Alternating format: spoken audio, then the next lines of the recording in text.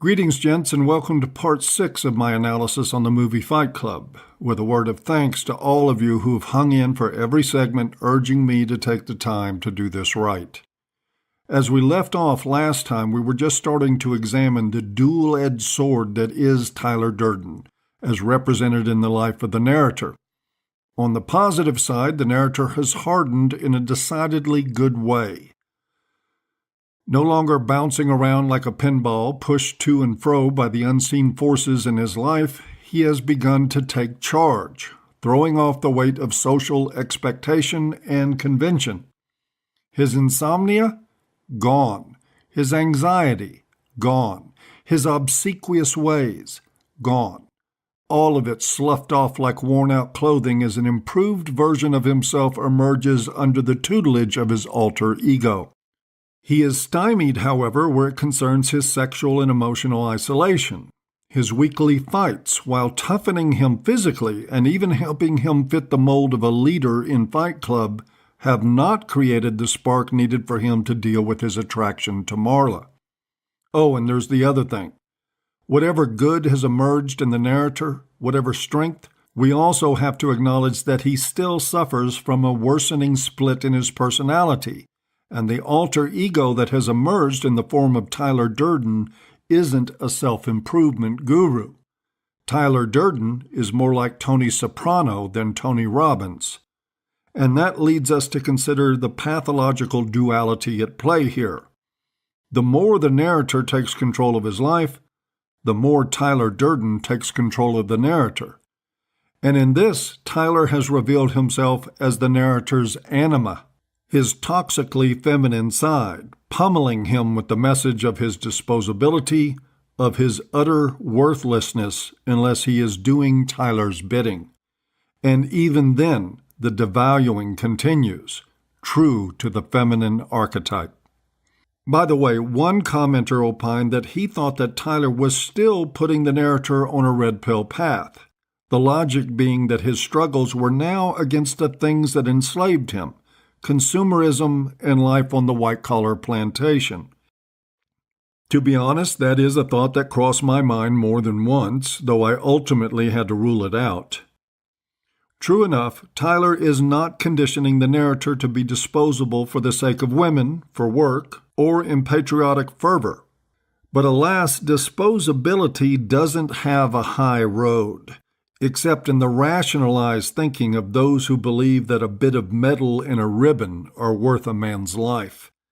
Once the mindset has congealed to equate death and heroics, the reason employed is a distinction without a difference. And we will see this illustrated graphically as the story moves forward. We begin with Tyler's first speech to the members of Fight Club, which he gives in the basement of a bar where they have been meeting to fight. In this speech, he taps into frustrations familiar to many men. Looking around the room of men, he says, "I see all this potential, and I see it squandered. God damn it, an entire generation pumping gas, working tables, slaves with white collars. Advertising has us chasing cars and clothes, working jobs we hate so that we can buy shit that we don't need. We're the middle children of history, man. No purpose or place. We have no Great War, no Great Depression. Our Great War is a spiritual war. Our Great Depression is our lives. We've all been raised on television to believe that one day we'd all be millionaires and movie gods and rock stars, but we won't. And we are slowly learning that fact, and we are very, very pissed off." I enjoyed this scene, not because of any earth-shattering revelation of hidden truth, but because it aptly reveals the time-tested techniques of demagogues and cultists. It does it so smoothly that the first few times I watched the movie, I found myself cheering Tyler on. But the closer look is telling. In this scene, Tyler describes something superficially plausible. That something is, in fact, missing from the lives of men.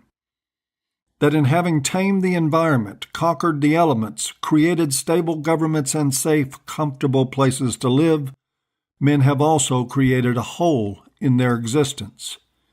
I've said as much myself in my work over the years, that men have been so good at what they do that they've worked themselves out of a job in many ways. In most instances, there are no more dragons to slay. No need to stand at the entrance to the cave ready for the beast. The beasts, along with all our new frontiers, have been tamed or destroyed.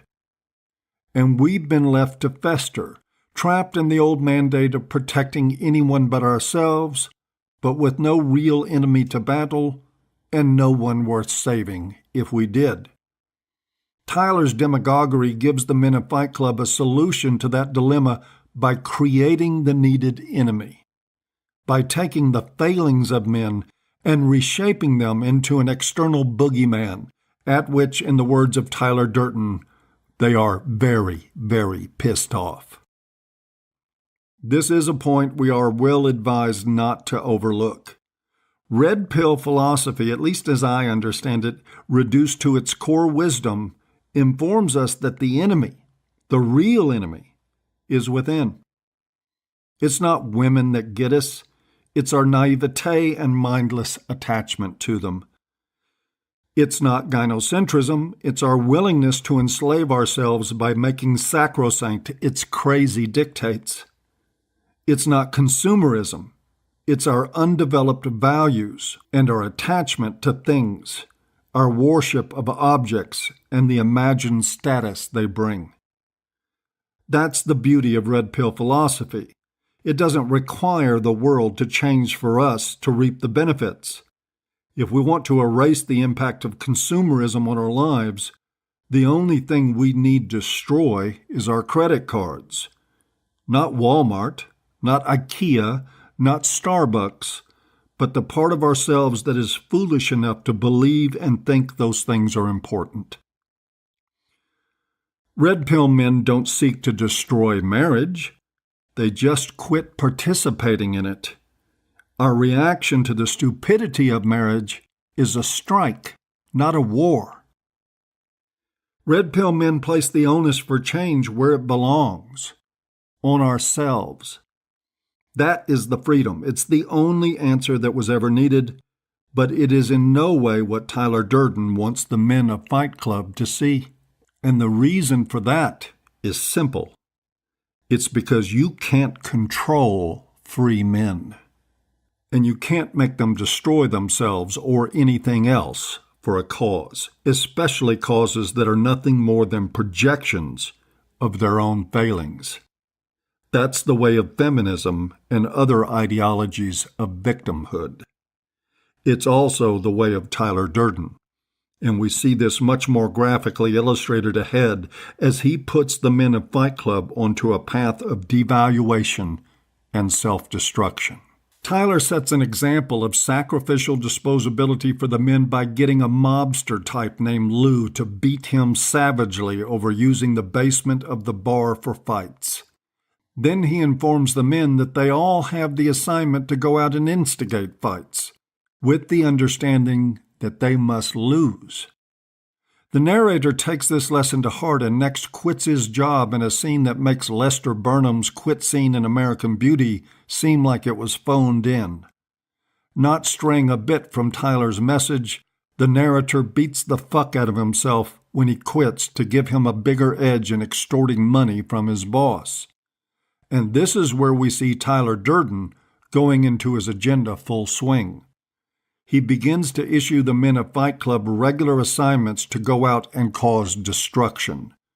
They attack the trappings of consumer culture, defacing advertising, reversing traffic spikes at parking garages and malls, randomly smashing headlights on cars. It escalates to firebombing. The Fight Club, under Tyler's direction, is lashing back at the society that has wronged them, with about as much credibility as feminists wielding their imaginary, patriarchy-smashing hammers. This is Tyler Durden's Snowflake Brigade, hidden behind a mask of superficial toughness. And in the words of Tyler himself, I remind you once again, they are very, very pissed off. And about what? Because the TV set promised them they would be millionaires and movie stars, but they ended up waiting tables and working in gas stations. This is the great motivator, driving Tyler to lash out at the world and to encourage others to do the same. And it ranks up there with 1 million women putting on stupid pink knit pussy hats and wailing at the world that an election didn't go their way. In this respect, Tyler Durden is about as red pill as Steve Shives. There is, of course, a deeply fatal flaw in the narratives that resulted in such a ridiculous turn in the storyline.